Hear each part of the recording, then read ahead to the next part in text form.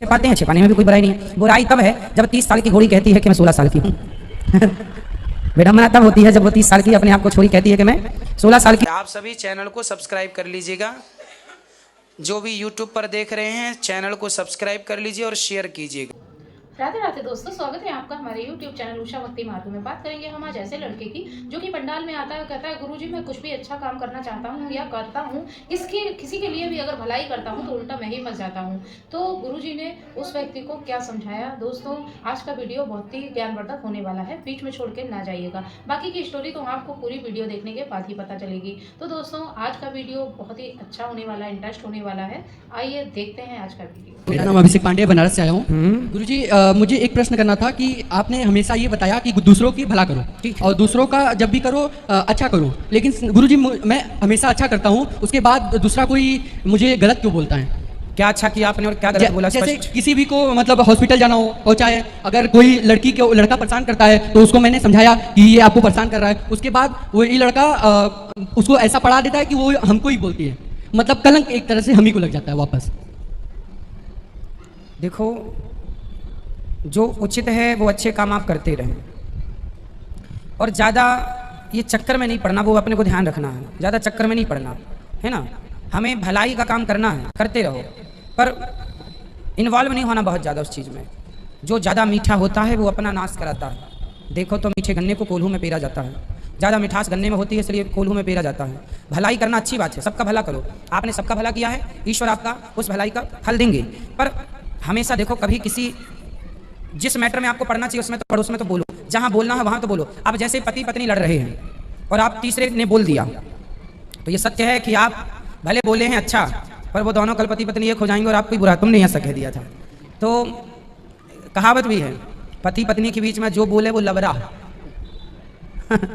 तो आपने किया अच्छा अच्छा पर हुआ, इसलिए कहीं ऐसे मुद्दे हैं बोलो ही मत, वो अपने से ठीक हो जाएंगे। कुछ चीज़ें आपको करनी नहीं है। ऊँट को आप जबरदस्ती बिठा लेंगे, नहीं बैठेगा, समय आएगा वो अपने आप बैठ जाएगा।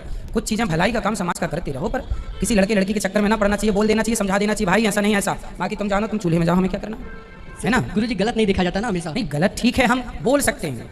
हमें हमारा धर्म है बतलाना, हमारा धर्म है ज्ञान देना। रोक दो, हाँ ऐसे भाई ये गलत है मत करो, पर अब कर रहे हैं तो फिर उसका दंड वो भोगेंगे। जी, मैं एक दो सवाल क्वेश्चन पूछना चाहती हूँ। जैसे कि है ना, ये वैतरणी नदी हमने पार करनी पड़ेगी मरने के बाद? वैतरणी? हाँ, हाँ करनी पड़ेगी।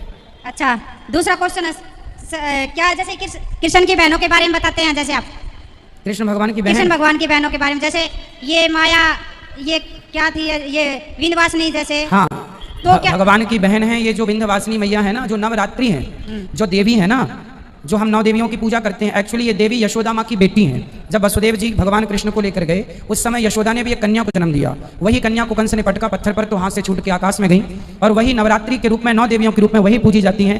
मैन वही है विंध्यवासिनी, तो भगवान की बहन है। गुरुजी एक बात समझ नहीं आती, जैसे कि कई बार आप बोलते हैं कि नवरात्रों में जैसे 9 दुर्गा की पूजा होती है, कई बार जैसे मैंने सुना, चाहे कुछ भी, तो क्या है कि आप बोलते हैं कि सब कुछ भगवती का, माता भगवती का रूप है। ठीक है, माता भगवती का रूप है, लेकिन माता भगवती तो श्रीमन नारायण की पत्नी है। ठीक है, ठीक है, लेकिन ये कृष्ण की, ये बोलते हैं कि विंध्यवासिनी है, जैसे नवरात्रि में पूजा होती है, ये कृष्ण की बहन है। ये समझ नहीं आता गुरुजी, मार्गदर्शन दो। एक रूप में देखो, मूल तत्व है भगवान नारायण और माता लक्ष्मी, यही है एक। वह लक्ष्मी ही अनेक रूपों में विभक्त हो गई। जैसे कि आप स्त्री हैं, लेकिन आप किसी के लिए पत्नी हैं, किसी के लिए बहन है, किसी के लिए बेटी हैं। उसी प्रकार लक्ष्मी रूप में तो वो भगवान की पत्नी है, पर विंध्यवासिनी के रूप में वही भगवान की बहन है, क्योंकि वो रूप अलग हो गया ना, जन्म हुआ ना उनका, दूसरा जन्म हुआ। लक्ष्मी तो सदा भगवान के संग रहती हैं अखंड, पर वह लक्ष्मी का एक अंश, देखो लक्ष्मी नहीं, लक्ष्मी का एक अंश प्रकट हुआ। किस रूप में प्रकट हुआ? यशोदा के गर्भ से, तो वो भगवान की बहन हो गई। है तो मूल में एक ही। पानी तो आकाश से एक ही गिरता है, पर गंगा में गिर जाए तो गंगा बन जाता है, नर्मदा में गिर जाए नर्मदा बन जाता है, नाले में गिर जाए नाले में, मूल में पानी एक ही है। क्यों? उसी तरह मूल में लक्ष्मी एक है, पर वह लक्ष्मी अनेक रूपों में। नीलम पांडे जी, गुरुजी क्या महिला शंख बजा सकती है? हाँ बजा सकती है, पर अब शंख जो है लक्ष्मी जी का भाई है, इसलिए महिलाओं के भाई हैं, इसलिए महिला नहीं बजाती, पर कोई बजाना चाहे तो कोई दोष नहीं है, बजा सकते हैं। कृष्णा कनौज जी, प्रणाम गुरुजी, खुश रहिए। क्या पति पत्नी का गुरु एक हो सकते हैं? हाँ बिल्कुल, एक ही होना चाहिए, तब जीवन में आनंद होता है। यदि अलग अलग हुए तो फिर विचार मिसमैच हो जाएंगे, इसलिए गुरु एक हों। अजय कुमार जी, गुरुजी कथा क्या है? अथवा कथा का अर्थ क्या होता है?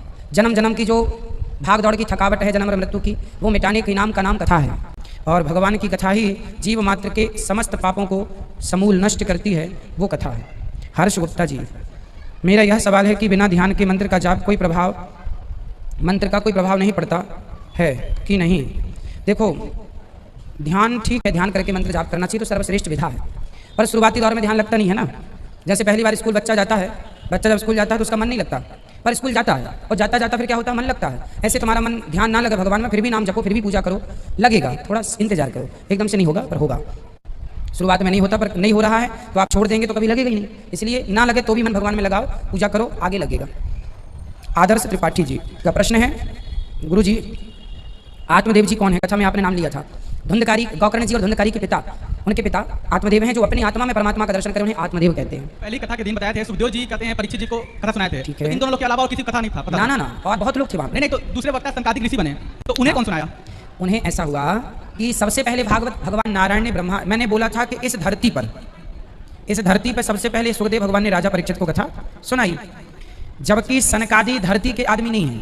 सनकादि ये तो ऊपर के आदमी हैं, ब्रह्मा जी के। हाँ, ब्रह्मा जी के मानस पुत्र हैं।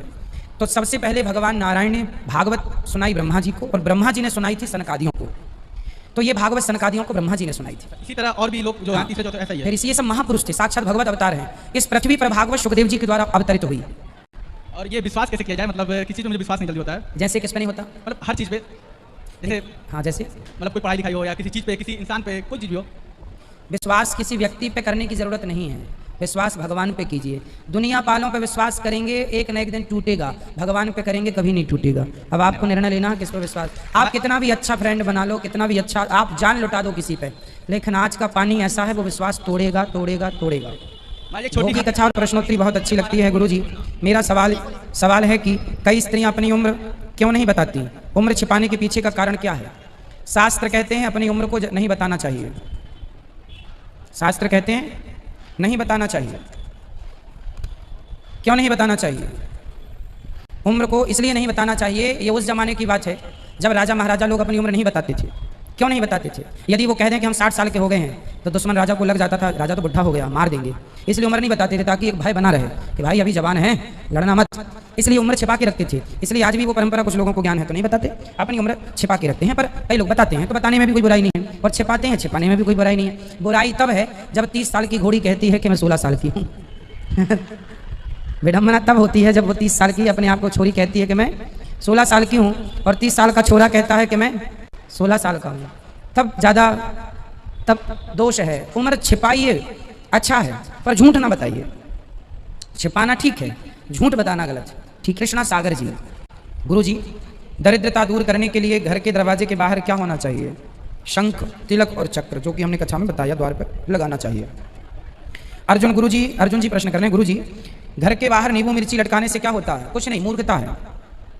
घर के बाहर नींबू मिर्ची नहीं, घर के बाहर शंख चक्र तिलक चौपाई लिखवाइए, मंगल भवन अमंगल हारी, द्रवंश दशरथ अजर बिहारी, श्री राम जय राम, श्री कृष्ण गोविंद हरे मुरारी। ये सब लिखवाने से पॉजिटिविटी बनेगी, ना कि नींबू मिर्ची। कई लोग तो छत पे जूता लटका देते हैं, तो वैसे ऐसे मूर्ख भारत में होते हैं। समीका मिश्रा जी, बिल्ली रास्ता काट दे तो क्या होता है? उस समय क्या करना चाहिए? बिल्ली रास्ता काट दे तो कहते हैं 2 मिनट रुक जाना चाहिए, और जब कोई दूसरा निकल जाए तो फिर आपको चले जाना चाहिए। ऐसा सुना है मान्यता, पर इन बातों का कोई सेंस नहीं है। प्रश्न है, आपने कथा में आज बताया कि पहले पूरे भारत में एक ही देश था, लोगों को देश से निकाला था, कई देश बने। क्या ये सच है? हाँ, पूरा सच है। पहले दुनिया में एक ही देश था, कोई दूसरा देश, पूरब से पश्चिम, उत्तर से दक्षिण, केवल भारत। हमारे भारत के राजा महाराजाओं ने दुष्ट लोगों को भारत से खदेड़ा, तो जहाँ जहाँ जाके बसे वो देश बनते गए। कुछ लोग श्रीलंका में बसे तो लंका हो गया, कुछ अमेरिका में, कोई जापान में, कोई भूटान में, कोई कहीं बनता गया। पूरा एक मूल भागवत भारत ही था हमारा, है ना। जब रावण ने सीता माँ का हरण किया, उस समय लंका कोई देश नहीं हुआ करता था, है ना। हमने कथा में बोला कि पहली नारी जो विदेश गई वो कौन? हमने कहा सीता। तो आज के लिए लंका विदेश है ना, आज प्रेजेंट में लंका विदेश है, लेकिन राम के जमाने में लंका विदेश नहीं था। लंका भारत का ही एक टुकड़ा था। आज भी आपने देखा होगा भारत के नक्शे में नीचे लटक रहा है लंका, तो ये लंका भारत का हिस्सा है, पूरा सब भारत का ही हिस्सा है। हमारे राजाओं ने सबको खदेड़ा, जो जहाँ जगह मिली वहाँ रह गए। गौ माता को राजमाता का सम्मान दिलाने के लिए ये साइकिल यात्रा बठिंडा पंजाब से जी 4 मई 2022 से प्रारंभ होकर के वृंदावन पहुंची है। इस याचक एक ही अभिलाषा है कि इस मंच से गौ माता को राजमाता का सम्मान दिलाने के लिए 2 शब्द आशीर्वाद के उद्बोधन करें।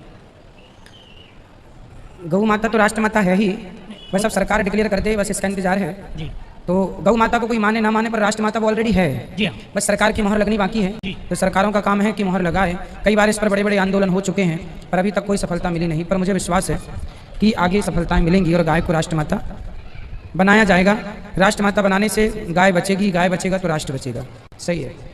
तो देखा दोस्तों, आज की वीडियो आपने पूरी देखी और सुनी। जैसे कि उस लड़के ने कहा कि हम कोई भी अच्छाई या भलाई का काम करते हैं तो उल्टा हम फंस जाते हैं। जैसे कि उसने किसी भी लड़की को या लड़के का कोई चक्कर है या वहाँ लड़ाई झगड़ा हो रहा है, कोई किसी के साथ छेड़छाड़ कर रहा है तो उसके बीच में कूद जाना, या मतलब कोई परेशान व्यक्ति है तो उसकी मदद कर देना। तो दोस्तों, अगर कोई परेशान व्यक्ति है उसकी मदद करना तो ठीक है, लेकिन अगर जहाँ पर बात आती है लड़का और लड़की आपस में लड़ाई झगड़ा हो या क्या पता किस वजह से लड़ाई झगड़ा है या कोई छेड़छाड़ करना है, यहाँ पर बीच में कूदना बिल्कुल सही नहीं है। क्या पता किस तरीके का मैटर हो, उनका क्या है क्या नहीं है, तो यहाँ पर तो आपको उल्टा फंसना ही होगा।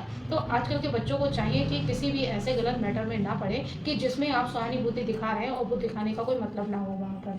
तो दोस्तों, आज की वीडियो से जो भी आपको ज्ञान प्राप्त हुआ हो आप हमें कमेंट बॉक्स में कमेंट करके जरूर बताएं। और हाँ, अगर अभी तक आपने हमारे चैनल को सब्सक्राइब नहीं किया है तो आप हमारे चैनल को सब्सक्राइब कर लें, हमारी वीडियो को ज़्यादा से ज़्यादा लाइक और शेयर करें, कमेंट बॉक्स में राधे राधे लिखना ना भूलें। मिलेंगे किसी ऐसी ही अन्य वीडियो के साथ, तब तक के लिए राधे राधे।